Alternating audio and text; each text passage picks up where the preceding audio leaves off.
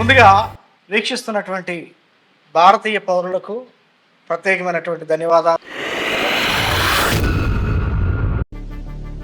ఇలా జరిగేటప్పుడు పరిస్థితి ఎడంగా ఉంచి వీళ్ళు ఈ పక్కన నడుస్తున్న ఎడంగా ఎడంగా ఎడంగా ఏదో ఉంటాయి అని చెప్పేసి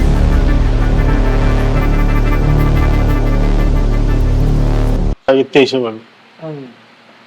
కింద పడితే కొద్దిగా పైకి ఎత్తుమనుకోవాలి, ఇంకా పైకి ఎత్తేవాళ్ళు. అగ్రకులాల పక్కనకి వెళ్తే అంత దూరం దొరుకుతుంది. పసుపు తీసి ఆ పసుపు నీళ్ళు కళాప్రదర్శనకు అది మొత్తం ఉంది.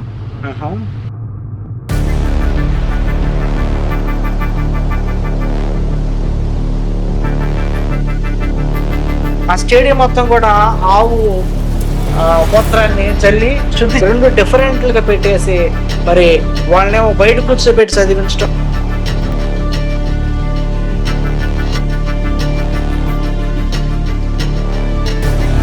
అందరూ ఒకటి, అందరూ సమానమైనటువంటి ఆ యొక్క మాటలు. ముందుగా వీక్షిస్తున్నటువంటి భారతీయ పౌరులకు ప్రత్యేకమైనటువంటి ధన్యవాదాలు. ఎంఎఫ్జే విజన్ ఛానల్ ద్వారా భారతదేశంలో ఉన్నటువంటి సాంఘిక సంక్షేమ పరిస్థితులను అధ్యయనం చేస్తూ నేడు మన మధ్య ఉన్నటువంటి అనైతిక విషయాలను పరిశోధిస్తూ భారతదేశానికి స్వాతంత్రం వచ్చే సమయానికి భారతదేశంలో మరి ఉన్నటువంటి పరిస్థితులను ఈరోజు మనం జ్ఞాపకం చేసుకుంటూ వెనుకబడినటువంటి తరగతుల వారిపైన జరిగినటువంటి కొన్ని వివక్షలను ఈరోజు మనం వివరంగా తెలుసుకుందాం. ఈ సమయంలో మన స్టూడియోలోకి మరి ప్రత్యేకంగా అకుల్ గారిని ఆహ్వానించాము. ప్రత్యేకమైన ధన్యవాదాలు. అదేవిధంగా రెండవ వ్యక్తిగా మన మధ్యలో ప్రభాకర్ రావు గారు మన మధ్యలో ఉన్నారు. ప్రభాకర్ రావు గారు కూడా ప్రత్యేకమైనటువంటి ధన్యవాదాలండి. మంచిది. ఈ రోజున మనము ప్రస్తుత భారతదేశంలో ఉన్నటువంటి పరిస్థితులను బట్టి సమాజంలో నేడున్నటువంటి పరిస్థితుల్లో చక్కగా అందరిని కలుపుకొని పోయే విధంగా విద్య, వైద్యం, ఆరోగ్యం వంటి విషయాలను ప్రస్ఫుటంగా ముందు పెట్టుకొని వెళ్తున్నటువంటి సమయంలో భారతదేశంలో మరి అణగారినటువంటి కొన్ని వర్గాల ప్రజలకు అనగా వెనకబడినటువంటి తరగతుల వారికి జరిగినటువంటి కొన్ని విషయాలను నేటి తరం మర్చిపోతుంది. వాస్తవం చెప్పాలంటే విద్యారంగంలో కావచ్చు, వైద్య రంగంలో కావచ్చు, ప్రస్తుతం వచ్చినటువంటి మార్పుల వల్ల అందరూ కూడా మంచి విద్య, వైద్యం, ఉద్యోగాలు చేసుకుంటూ ముందుకు వెళ్తున్నారు. కానీ కొన్ని దినాల నుంచి భారతదేశంలో ఉన్నటువంటి సామాజిక ఆర్థిక పరిస్థితులను ఒక తప్పుడు కోణంలో ప్రజలకు కంఠోపాఠంగా మరి చేరవేసే ప్రయత్నం కొన్ని సంస్థల వారు చేస్తున్నారు. అయితే భారతదేశానికి స్వతంత్రం వచ్చే నాటికి ఎవరైతే ఆర్థికంగా వెనకబడి ఉన్నారో, మరి సామాజిక వర్గాల్లో వెనకబడినటువంటి తరగతులు ఉన్నటువంటి వారు ఉన్నారు, వారికి జరిగినటువంటి కొన్ని భయంకరమైనటువంటి వివక్షలను మరి నేటి తరానికి తెలియకపోవడం వల్ల ఇప్పటికీ చాలామంది వాటిని జ్ఞాపకం చేసుకోకుండా ఉండటం వల్ల సమాజంలో మరి ఎదుర్కొంటున్నటువంటి కొన్ని పరిణామాలు ప్రస్తుత దినాల్లో మరలా వెనక్కి వస్తున్నాయి. వాటిని దృష్టిలో ఉంచుకొని ప్రత్యేకంగా అప్పుడు జరిగినటువంటి విషయాలను ఒకసారి మరలా మరి తెలుసుకోవాలన్నటువంటి ఉద్దేశంతో మరి ఈ కార్యక్రమాన్ని ఏర్పాటు చేయడం జరిగింది. మరి అకుల్ గారు అయితే ఆయన 1941లో జన్మించినట్లుగా తెలియపరిచారు. అంతేనండి? ఓకే అకుల్ గారు. అప్పుడు కూలి చేసిన ₹1 ఇచ్చాడు. ఇంకా కొన్ని పనులు చేసిన చాలా కష్టంగా ఉంది. ఆ పరిస్థితుల్లో బట్టలు ఉండగా పంచి కట్టుకున్నాడు, పై మెత్తుండు, చొక్కా ఉండేది కాదు. అలాంటి పరిస్థితులప్పుడు మరి ఇంకా మాదిగోళ్ళు అంటే ఎడంగా ఉంచేవాళ్ళు, చాలా ఎడంగా. ఏమన్నా నీళ్లు కావాలంటే ఇట్లా ఎత్తి పోసుకునేవాళ్ళు. అలాంటి పరిస్థితులు. అంటే అన్ని విషయాలు మనం అప్పుడు లైక్ చేయలేదు కదా, కురవడం కదా. కొన్ని విషయాలు మనం చూసింది ఇవి. ఇలా జరిగేటప్పుడు పరిస్థితి ఎడంగా ఉంచి వీళ్ళు అంటారా వాళ్ళు అలా చూసిన వాళ్ళు. అంటరాని వాళ్ళు అంటే మీరు వాళ్ళ ఇళ్లలోకి వెళ్ళకూడదు, వాళ్ళ ఇళ్ళలోకి వెళ్ళకూడదు, ఎడంగా ఉండాలి. ఎడంగా ఉండాలి. వీళ్ళు అంటరాని వాళ్ళు. ఇంకా చెప్పాలంటే మాది గోడు, అది మోటు మాట. అప్పుడు మాదిగా అనేది మోటు మాట. ఎరా మాది కూడా అనేవాడు అప్పుడు. అది ఓకే. అంటే మనకు తెలిసిన సంగతి అన్ని విషయాలు మనం అప్పుడు ఎంత తెలివితేటలు లేవు కదా. ఇక మనం ఏదో కొంచెం ఆ స్కూల్కి వెళ్తాం కాబట్టి కొద్దిగా అదే వెళ్ళిన వాళ్ళకి అసలు ఏం తెలియదు, మాకేం తెలిసినట్ట. అది ఇప్పుడు మీరు బళ్ళోకి వెళ్ళారా? వెళ్ళాను. ఓకే. బళ్ళోకి వెళ్తే మిమ్మల్ని అందరూ ఒకే చోట కూర్చోబెట్టేవాళ్ళ, లేకపోతే వేరే వేరే కూర్చోబెట్టేవాళ్ళ? వేరే కూర్చోబెట్టేవాళ్ళు. ఒకవేళ పండగ సమయంలో కానీ మిమ్మల్ని ఏమైనా ప్రత్యేకంగా చూసేవాళ్ళ, కలుపుకునేవాళ్ళ? మనం వెళ్ళేవాళ్ళం కాదు కదా. వెళ్ళేవాళ్ళు కాదు. ఎందుకని? మా పితరు, మా నాన్నగారు వాళ్ళని అస్సలు ఈ పక్కన నడుస్తున్నా ఎడంగా ఎడంగా ఎడంగా ఎడంగా వెళ్ళండి అంటే ఆయన వాళ్ళు మీరని చెప్పేసి ఎడంగా పంపించు. మరి మీ టైంకి వచ్చేసరికి మీ టైంకి చెప్పాక మా టైంకి వచ్చాక ఇంటికి వెళ్ళేవాళ్ళు కానీ నేను వెళ్ళేవాళ్ళు కాదు. ఇక పూర్తిగా వాళ్ళతో ఆడ పరిస్థితిని పట్టుకుని వెళ్ళేవాళ్ళు కాదు. ఓకే. మరి మీకు ఎలా అనిపించేది ఆ టైంలో? ఇప్పుడు ఒక గుడికి వెళ్ళాలంటే వెళ్ళనిచ్చేవాళ్ళు కాదు కదా, గుళ్ళోకి రానిచ్చేవాళ్ళు కాదు కదా, అప్పుడు మీకు ఎలా అనిపించేది? ఎలా అంటే కొంచెం కష్టం అనిపించేది. ఏంటి వీళ్ళ పరిస్థితి ఎలా చేస్తున్నారు, అందరూ ఒకటే కదా, అందరూది ఒకే శరీరం ఒకే రక్తం కదా, మరి ఎందుకని వీళ్ళు ఇలా చేస్తున్నారు అని ఆ తలంపు. మరి మీరు పనులకి వెళ్ళేవాళ్ళు కదా, పనులకి వెళ్ళి కాడ మరి మీరు భోజనం చేయడానికి ఏమన్నా ప్రత్యేకంగా ఉండేదా, లేకపోతే అందరు కలుపుకొని కూర్చునేవాళ్ళు? అన్ని కులాల వాళ్ళు కలిసి కూర్చునేవాళ్ళు. పనుల కాడ మాత్రం అంత మంచిగానే ఉండేది, కానీ గుళ్ళ కాడకి మాత్రం రాదు. ఊళ్ళో ఊళ్ళో పక్క పక్కన నడవనిచ్చేవాడు కాదు, పక్క పక్కన నడవాలి. వాళ్ళు మనం ఉంటాం కదా అట్ట పక్కన, మనం ఈ పక్కన ఓకే. అప్పటి పరిస్థితి అది. మనం అంతగా గమనం ఉండేది కాదు కదా. ఇప్పుడు ఇలా మనం చెప్పాలి చెయ్యాలి అనే సమస్య ఉండేది కాదు. ఇప్పుడంటే మనం కావాలి కాబట్టి ఆ సమస్య ఇప్పుడు గుర్తున్నా.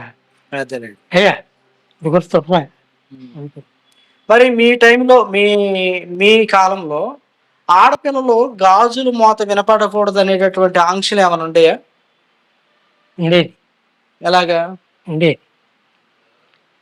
ఆ గాజులు మోత వినపడ్డా ఇంకేదన్నా వాళ్ళిద్దరికి సంబంధం ఉన్నా బజారుకి పిలిచి ఏంటి నువ్వు గాజులు ఎందుకు మోగించు, గాజులు ఎందుకు మోగించు, బజారుకి పిలిచి మోకాడ దండేపించి గంట సేపు తర్వాత 5 రూపాయలు వేరే మానేసుకోండి. అప్పట్లో 5 రూపాయలు. 5 రూపాయలు అప్పట్లో 5 రూపాయలు అంటే ఇప్పుడు ప్రస్తుతం 5,000 అనుకో. జరిమాను కట్టాలి, కట్టేదాకా మోకాలు తల తీసుకోవాలి. అలా పెట్టినప్పుడు ఆ పార్టీ ఆవరణలోకి దళితులు వచ్చారన్న ఉద్దేశంతో అక్కడ ఉన్నటువంటి ముఖ్యమంత్రి, అక్కడ ఉన్నటువంటి ప్రధానమంత్రులు ఆ స్టేడియం మొత్తం కూడా ఆవు మూత్రాన్ని చల్లి శుద్ధి చేసినట్లుగా మరి రీసెంట్ గా కూడా కొన్ని విషయాలు మరి పేపర్లో చూసాము, మరి టీవీలో కూడా చూపించారు.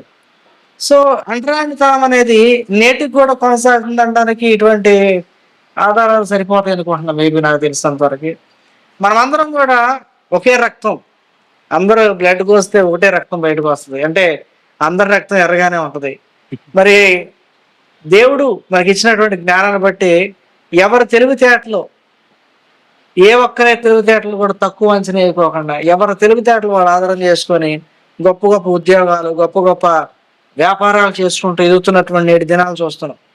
కానీ అప్పటి రోజుల్లో పోల్చుకుంటే ఒక కులం తక్కువ వాడని, లేకుంటే ఆ వ్యక్తి మరి నిజంగా ఒక మాటలో చెప్పాలంటే తక్కువ కులంలో పుట్టడనే ఉద్దేశంతో నువ్వు ఈ పనే చేయాలి, ఇంకో పని చేయకూడదు, నువ్వు మా ఇంట్లో మరుగుదొడ్లే కడగాలి, మేము ఆవులు మేపాలంటే నువ్వు ఆవులు మాత్రమే మేపాలి, లేదా మా ఇంటికి వచ్చి ఆ కుమ్మరోడుకు అయితే కొండల పనే చేసుకోవాలి అని కొన్ని కుల వృత్తులు పెట్టి అక్కడ ఆపేశారు. నేడు ప్రస్తుత దినాల్లో మరి పూర్తిగా ప్రతి ఒక్కరు కూడా వారి వారి పనుల్లో మరి మంచి ఉపాధి కల్పించేటటువంటి ఉద్యోగాలు చేసుకున్నటువంటి పరిస్థితి మనం చూస్తాం. అయితే నేను చదివినటువంటి కొన్ని వార్తా పేపర్లలో కూడా ఒక ఊర్లోకి ఒక తక్కువ కులం వ్యక్తి మరి చనిపోయినటువంటి శవాన్ని తీసుకెళ్తున్నారంటే అంత్యక్రియలకు వెళ్ళేటటువంటి శవానికి కూడా కులాన్ని అంటగట్టి, అంత్యక్రియలు చేసినటువంటి ఆ శవానికి కులాన్ని అంటగట్టి ఆ యొక్క అంత్యక్రియలు కూడా పూర్తిగా జరగనివ్వకుండా ఆటంకపరిచే విధంగా మారితే మరి ఏమి చేసేది లేక ఈ యొక్క దళితుడు యొక్క శవాన్ని ఊర్లోకి కొంటా తీసుకెళ్తే, వారి పొలాల్లో కొంట తీసుకెళ్తే వాళ్ళు మైలు పడిపోతారన్నటువంటి పరిస్థితిని అర్థం చేసుకొని మరి ఆ దళిత వ్యక్తిని ఒక వంతెన మీద నుండి లేదా బ్రిడ్జి మీద నుండి కిందకు దించి వాళ్ళు తీసుకెళ్లి ఆ శవాన్ని ఖననం చేసినటువంటి మరి ఎన్నో సంఘటనలు నేటి దినాల్లో మనం చూస్తున్నాం. అదేవిధంగా మరి గుడిలోకి వెళ్ళాడని దళితుడిని సజీవంగా దహనం చేసినటువంటి చరిత్ర మరి యూపీలో మనం చూడొచ్చు. ఇంకా దళితుల పట్ల ఎటువంటి వివక్ష అంటే దళితుడు ఐఏఎస్ అవుతాడా, అతడు ఐఏఎస్ అయితే వాడు మాతో పాటు సమానంగా కూర్చుంటాడా, వాడు మాతో పాటు కూర్చోడానికి వీల్లేదని చెప్పేసి యూపీలో ఆ యువకుడిపై దాడి చేసి అతను చంపినట్టుగా మరి ఎంతో దారుణమైనటువంటి కథనాలు మనం చూస్తున్నాం. తర్వాత నంద్యాలలో గుడిమెట్లు ఎక్కాడని ఒక దళితుడు గుడిమెట్లు ఎక్కాడని ఆ దళితుడిని మరి భయంకరంగా మరి చిత్రహింసలు చేసి అతన్ని ప్రజలందరి ముందు కొడితే అతడు మరి క్షోభకు గురై నాకున్నటువంటి నా యొక్క ఈ కులమే నన్ను ఇలాగా నా కులాన్ని బట్టి నన్ను ఇలాగ ట్రీట్ చేస్తానని చెప్పేసి అతని తర్వాత ఆత్మహత్య చేసుకున్నట్లు కూడా మన పేపర్లో చూడొచ్చు. సో ఈ విధంగా దళితుల పైన అనేకమైనటువంటి ఆంక్షలు మనం చూస్తున్నాం. అందుకనే భగత్ సింగ్ గారు రాసినటువంటి పుస్తకంలో మరి 90 ఏళ్ల క్రితమే కులం గురించి అంటున్నాను ఒక సమస్య అనేటటువంటి వ్యాసంలో ఆయన రాస్తా అంటాడు, పెంపుడు కుక్కను ఒళ్ళు కూర్చోబెట్టుకుంటాం కానీ సాటి మనిషిని ముట్టుకుంటే మైలు పడిపోతాం, అంటే సాటి మనిషిని పట్టుకుంటే మైలు పడిపోతాం అనేటువంటిది ఎంతో సిగ్గుచేటైనటువంటి విషయం అని స్వతంత్ర సమర యోధుడు మరి భగత్ సింగ్ గారు కూడా పలికినట్లు మనం చూడొచ్చు. ఇంకా చూస్తే మరి ఆ విద్య అనేది అహంకారుల ఆధీనంలోకి వెళ్ళిపోయింది. దళితులు చదువుకోవడానికి ఆంక్షలు విధించారు, లేనిపోయిన ఆంక్షలు విధించి వాళ్ళు చదువుకునే వారిని కూడా మరి చదువుకి రానికోకుండా, చదువు దగ్గర రానికోకుండా పెట్టినట్టుగా వివేకానంద రాసినటువంటి పుస్తకాల్లో కూడా మనం చూడవచ్చు. డాక్టర్ బిఆర్ అంబేద్కర్ రాసినటువంటి మరి ఆయన వాల్యూమ్స్ లో కూడా అతను కులం కారణంగానే ఒక దళితుడు అనేటటువంటి ఒక నెపంతో కనీసం స్కూల్లో మరి తాగే నీటి దగ్గర కూడా ఆంక్ష, పెద్ద కులం వాళ్ళకి ఒక్కకుండా చిన్న కులం వాళ్ళకి ఒక్కకుండా అని 2 డిఫరెంట్లుగా పెట్టేసి మరి వాళ్ళనేమో బయట కూర్చోబెట్టి చదివించడం, లోపల కూర్చోబెట్టి చదివించడం అనేటువంటి పరిస్థితులు చూస్తుంది. అంటే నేటి సమాజానికి అర్థం కావాల్సింది ఏంటంటే నేడు చదువు అత్యధికంగా అత్యున్నతమైనటువంటి విలువలతో కూడినటువంటి ప్రగతిని సాధించి మనిషిని ముందు తీసుకెళ్తుంటే అజ్ఞానాన్ని అంటగట్టి దళితుడు లేకపోతే సామాజికంగా వెనకబడిన వాడు ఇతడు అంటరాని వాడు అని చెప్పేసినటువంటి ఒక భయంకరమైనటువంటి నెపాన్ని వేసి చదువుకు దూరం చేసినటువంటి ఆనాటి దినాలు మనం చూస్తే నేడు మరి ఇద్దరు సాక్షులు మన మధ్యలో ఉన్నారు. వీళ్ళు చెప్పినట్టుగానే సమాజంలో ఇప్పటికి కూడా కొంత అంటరానితనం అనేది ఉంటున్నారు. కాబట్టి దేశం అభివృద్ధి పొందాలంటే దేశంలో ఆర్థిక విలువలు, సామాజిక విలువలు పెంపొందాలంటే ముఖ్యంగా మనుషుల్లో మార్పు రావాలి. సో అది మనం చూడొచ్చు, మనిషి వ్యక్తిగత వికాసానికి పాటుపడాలి. సమాజంలో ద్వంద్వ స్వభావాన్ని విడిచిపెట్టి ఏక స్వభావంతో మనుషులందరూ ఒకటే, అందరూ సమానమైనటువంటి ఆ యొక్క మాటను హృదయంలో పెట్టుకొని అందరిని ప్రేమించినటువంటి వ్యక్తులుగా మారాలి. నేటికి చాలా చోట్ల మేము వింటున్నాము, కులాన్ని బట్టే అధికారాలు, కులాన్ని బట్టే మరి అవకాశాలు ఇస్తున్నటువంటి పరిస్థితులు కూడా నేటి దినాలు చూస్తుంది. కాబట్టి మా యొక్క ఈ చర్చ వేదికగా ముఖ్యంగా కులాలకు అతీతంగా, మతాలకు అతీతంగా వ్యక్తి యొక్క వికాసాన్ని, వ్యక్తి యొక్క జ్ఞానాన్ని ఆధారం చేసుకొని అవకాశాలు ఇవ్వాలని, నేటికి ఇప్పటి పరిస్థితులు కనుక మనం అంచనా వేసుకుంటే నేటికి కూడా మరి ఇంకా పల్లెటూరులో చాలా కుగ్గుల గ్రామాల్లో ఈ యొక్క వివక్షత అనేది ఏదైతే ఉందో అది సమూలంగా రూపుమాపాలని, అటువంటి వివక్ష గురవుతున్న వారికి అండగా నిలవాలని, ప్రతి ఒక్కరు కూడా అండగా నిలిచి వారికి కూడా అవకాశాలు ఇవ్వాలని, వారి కోసం కూడా పోరాడేటువంటి పోరాట పటిమ కలిగినటువంటి వారు నేడు చాలా అవసరం. మరి వారిని వెలిగించి విద్యా బుద్ధులతో వారిని బయటకు తీసుకురావాలంటే ఖచ్చితంగా చేయి కలిపి ప్రతి ఒక్కరు కూడా మరి వారి యొక్క అభ్యుదయాన్ని కూడా పాటుపడాల్సిన అవసరం ఉంది. అప్పటి కాలం అంటే అజ్ఞానంతో గతించిపోయింది. కానీ నేడు ప్రస్తుత భారతదేశంలో అభ్యుదయానికి, దేశ ప్రగతికి నేటి యువత, నేటి మరి సమాజం పూనుకొని పనిచేయాల్సినటువంటి ఆవశ్యకత చాలా ఉంది. మరి ప్రత్యేకంగా ఈ కార్యక్రమాన్ని వీక్షిస్తున్నటువంటి ప్రతి ఒక్కరు ఆలోచన చేయండి. దేశం అభివృద్ధి పొందాలంటే మొదటగా ఆర్థికంగా దేశం అభివృద్ధి పొందాలి. ఆర్థికంగా అభివృద్ధి పొందితే విద్య, వైద్యం, ఆరోగ్యం, మరి నిత్యావసర వస్తువులు ప్రతి మానవుడికి అందుబాటులో రావడానికి అవకాశం ఉంటుంది. కానీ ప్రస్తుతము ఈ కులపరమైనటువంటి రాజకీయాలు, సో ఇటువంటి పరిస్థితులన్నింటిని కూడా మనం అధ్యయనం చేస్తున్నప్పుడు నేటి సమాజం ఆలోచన చేయాలి. మొదటగా కుల రాజకీయాలకు దూరంగా ఉండాలి. రెండవదిగా మనిషిని ప్రేమించి అర్హత ఉన్న ప్రతి ఒక్కరికి అవకాశం ఇచ్చే విధంగా ప్రభుత్వాలు పనిచేయాలి. మూడవది ఇంకా అంటరానితనము, పక్షపాత ధోరణిని అనుసరిస్తున్నటువంటి కొన్ని కులాలను, అనగా ప్రత్యేకించి ఒక కులాన్ని కాదు కానీ అటువంటి వైఖరి కలిగినటువంటి వారు కూడా మారి, అనగా వారి హృదయాల్లో మార్పు రావాలి.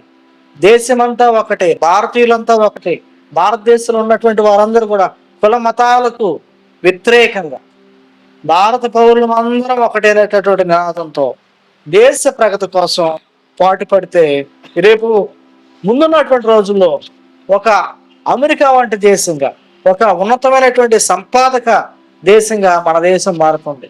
కానీ ప్రస్తుత రోజుల్లో చాలా దారుణమైన పరిస్థితి ఏంటంటే ఈ రోజున విద్య గురించి మాట్లాడేవాళ్ళు లేరు, వైద్యం ప్రభుత్వాలు అందిస్తున్నా లేదని వాటి గురించి మాట్లాడేవారు లేరు.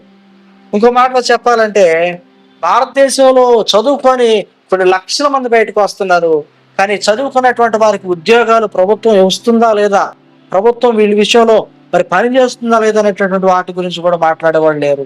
కేవలం నేడు ప్రస్తుత దినంలో కులాన్ని, మతాన్ని, ఆ యొక్క ఈ ముసుగులోనే సోషల్ మీడియా, యూట్యూబ్, ఫేస్బుక్ ఇవన్నీ కూడా పనిచేస్తుంది. కానీ మన దేశంలో మనకు జరుగుతున్నటువంటి అన్యాయాల గురించి ఏ ఒక్కరు ప్రశ్నించేవాళ్ళు లేరు. కనుక ప్రతి ఒక్కరు కూడా చేయి పట్టి దేశ ప్రగతి కోసము అందరు కలిసి పాటుపడితే భారతదేశం యొక్క ఔన్నత్యాన్ని ప్రపంచ దేశాల్లో చాటగలుగుతుంది. నేడు ప్రస్తుతం ఈ కుల వివక్ష మన భారతదేశంలోనే కాదు, ప్రపంచ దేశాల్లో పలు విధాలుగా పలు రకాలైనటువంటి జాతి భేదాలతో ఉంది. కానీ వాటన్నిటిని కూడా ప్రపంచాలు జయించి, విదేశాల్లో చూస్తే ఎర్రవాళ్ళు తెల్లవాళ్ళు, నల్లవాళ్ళు తెల్లవాళ్ళు అనేటటువంటి విభేదాలు కూడా తొలగించేసి ఈ రోజున అందరూ కలిసి ఒక అద్భుతమైనటువంటి దేశాన్ని పైకి తీసుకెళ్లే విధంగా టెక్నాలజీ ప్రకారంగా, మరి సైనిక దళాల ప్రకారంగా, వైద్య మరి ఆరోగ్య సంక్షేమ విషయాల్లో ముందుకు వెళ్తున్నాయి. కానీ మన భారతదేశంలో ఉన్నటువంటి దౌర్భాగ్యం నేటికి కూడా చాలా మంది ఇంకా కులము, మతము అనుకుంటా వాటిని ప్రజల మనసుల్లో రుద్ది, ఎప్పుడో జరిగిపోయినటువంటి చరిత్రలో ఉన్నటువంటి విషయాలు ఏ ఒకటి స్పష్టంగా మనం అర్థం చేసుకునే ఆనాటి పరిస్థితులు, కానీ వాటిని ఇప్పుడు పెద్ద సినిమాలో తీసి ఈరోజు సమాజంలో మరి హిందువు, ముస్లిము, క్రైస్తవులు అనే విభేదాలను ప్రభుత్వాలే దగ్గరుండి మనుషుల్లోకి నూరు పోసి ఈ రోజున దేశం యొక్క ఆర్థిక అభివృద్ధిని సామాజిక అభివృద్ధిని, మరి మానవ దృక్పథాన్ని పక్కన పెట్టేసి మరి భయంకరమైనటువంటి విధ్వంసాలు సృష్టించే విధంగా మారిపోతున్నాయి. కాబట్టి మన యొక్క ఈ కార్యక్రమంలో ప్రతి భారతీయుడు ఆలోచన చేయాలి. కులానికి మతానికి అతీతంగా భారతీయులందరూ ఒకటైనటువంటి నినాదంతో మరి దేశ అభివృద్ధి కోసం, ఈ దేశం యొక్క ఔన్నత్యం కోసం పనిచేయాలని మరొకసారి పిలుపునిస్తూ ఈ కార్యక్రమం ముగిస్తున్నాను. వింటున్నటువంటి మరి ఆడియన్స్ అందరికీ, మరి చూస్తున్న కార్యక్రమాన్ని వీక్షిస్తున్నటువంటి వీక్షకులందరికీ, ప్రత్యేకంగా స్టూడియోకి వచ్చినటువంటి ఇద్దరు కూడా ప్రత్యేకమైనటువంటి ధన్యవాదాలు తెలుస్తూ ఈ కార్యక్రమం ముగిస్తున్నాము.